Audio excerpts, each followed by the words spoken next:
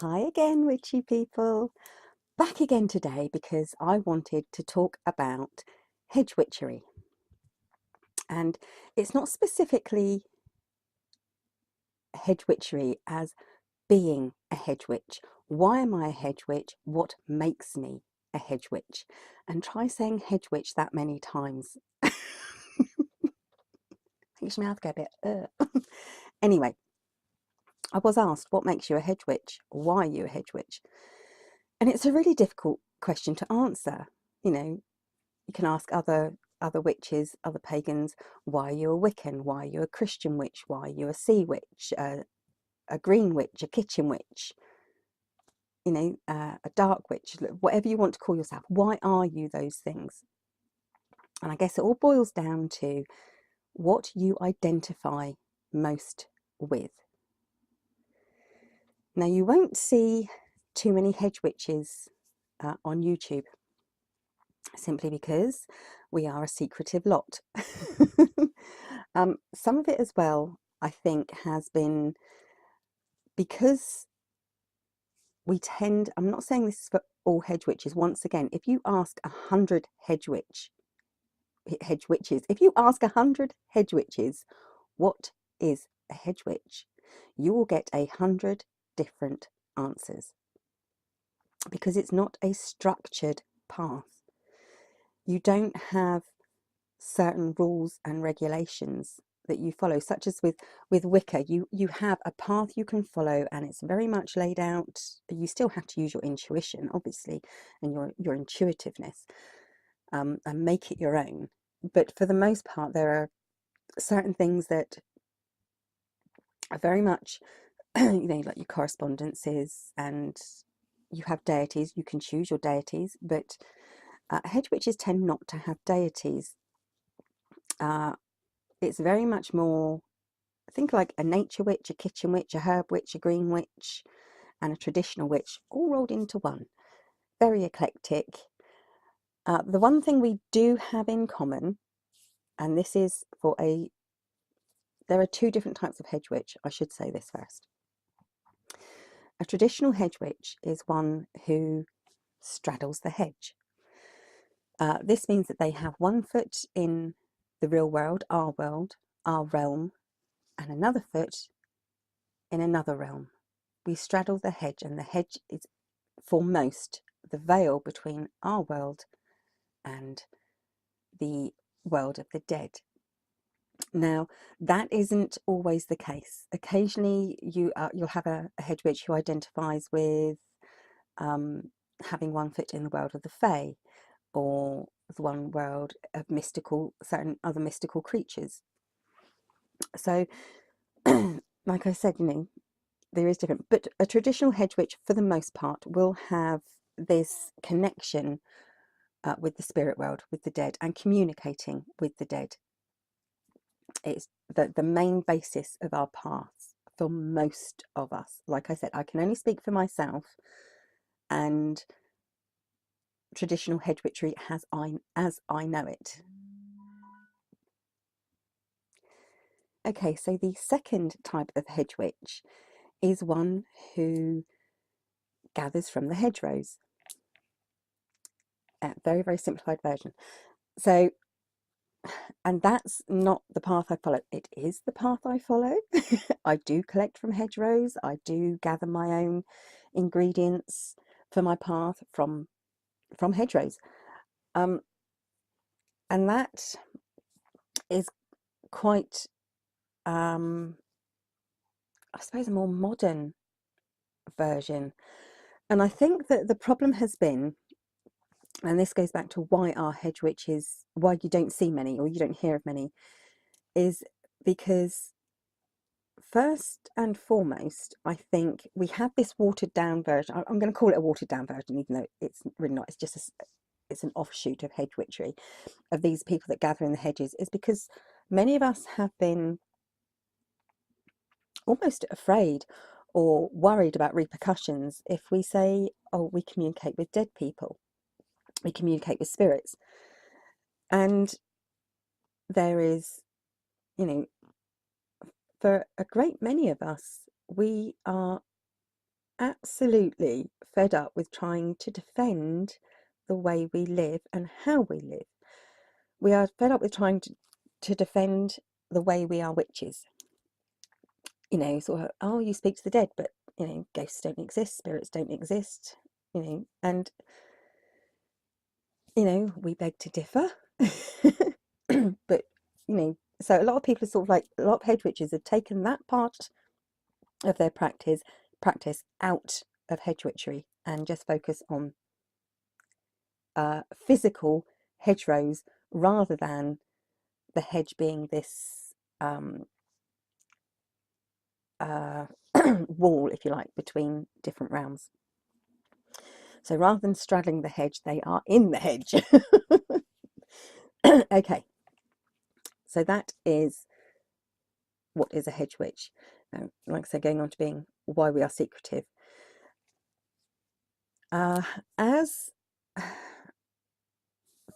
Okay, for a lot of us, it is because you don't hear of us because we are solitary. Hedge witches don't have covens. We don't have, you know, but we are very solitary. And usually that's because our way of witchcraft is, once again, incredibly personal. We all have, like I said, we all have that basis of similarity, but we are incredibly different. And that is because hedge witchery, obviously, we do gather from hedgerows. That is part of our practice. And because that varies incredibly throughout not just the country we're in, for me, England, but throughout the world, obviously, because we gather different things, we learn different things, it's all based on folklore, superstition, old wives' tales, historical memories, and passed down from generation. Through each different culture, country, and background, you will get a slightly different path based on where you are, who your family are. So that is another reason why we are all so very, very different and why it's so hard to pinpoint what is a hedge witch. And because we all are so different, and it's not this totally, from the outward eye, it's not a structured path, we do tend to get kind of picked apart by other paths that are more structured and sometimes more accepted.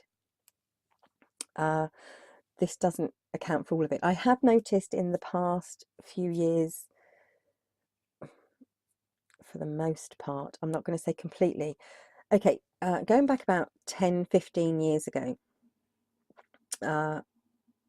being online and being a witch, if you weren't a Wiccan and a very strict Wiccan, you were absolutely, for a lot of us, and not just hedge witches, anyone who wasn't a Wiccan, it's almost like we were picked on. We were forever being told, you can't do this, you're doing that wrong, you're doing this wrong. And I think over the past, especially the past sort of 2 to 5 years, that's eased up a lot. Now, I am not picking on Wiccans, do not get me wrong. I've said it before and I will say it again. Modern pagans and the way we practice, the fact that we can be open, we have an awful lot to thank Wicca for. Wicca has made witchcraft, well, popular for one, but more accepted. And I think even just for that aspect, Wicca plays an incredibly important part in paganism because it has made witchcraft acceptable for most people. Obviously, some people are going to never, ever accept that there are witches and we are who we are. But we can put that aside for now. So I am not picking on Wiccans or any other path. Like I said, you know, we have an awful lot to thank Wicca for. And Druidry, shamanism, but Druidry, especially in England, we have a, you know, they have kept the face of paganism quite forefront in a very graceful way, for the most part.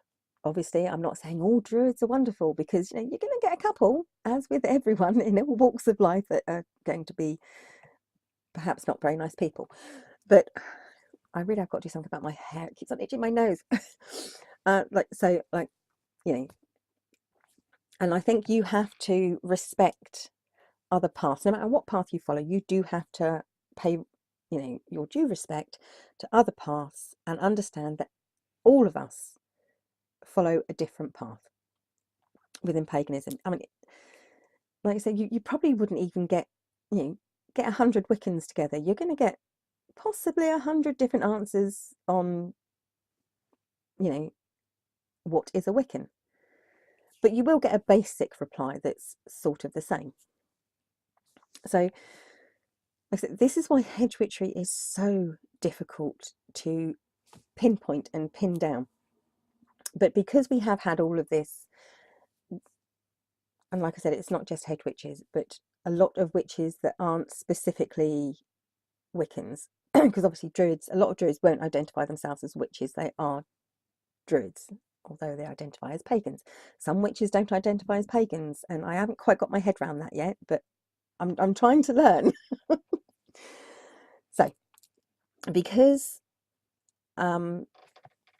like I said, 10-15 years ago, there was a real upsurge in Wicca, and you had a few, and it was probably just one or two Wiccans that really made life difficult for other paths, other witchcraft ways. And because witches are very secular, we're very, very solo, most of us sort of like, nah, I don't need this, and we back off, because we don't need to argue who we are and what we are and how we practice, because for many of us it is a lifetime. We're not necessarily born into being a hedge witch, but as we grow up and realise that, if you're not raised as a witch in a witchcraft family or in a pagan family, you sort of come to realise, hold on a minute, I was raised this way, and that's really what a hedge witch does. And that's what a hedge witch does. A hedge witch does. I'm one, but I can't say it.